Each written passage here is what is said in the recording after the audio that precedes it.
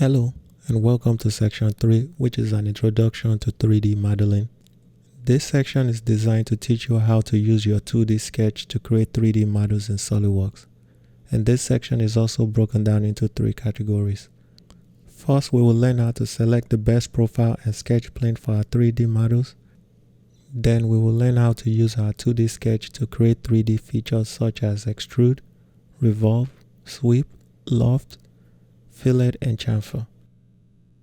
Next, we will learn about the different ways we can edit and update 3D models in SolidWorks by editing our features, sketch, or sketch planes. Then we will learn how to apply different appearance to our design. And finally, we will learn how to perform a simple analysis on our design by using the measure and the mask property tools. So with that said, I will conclude this lecture here. Thank you, and I'll see you in the next lecture. Bye.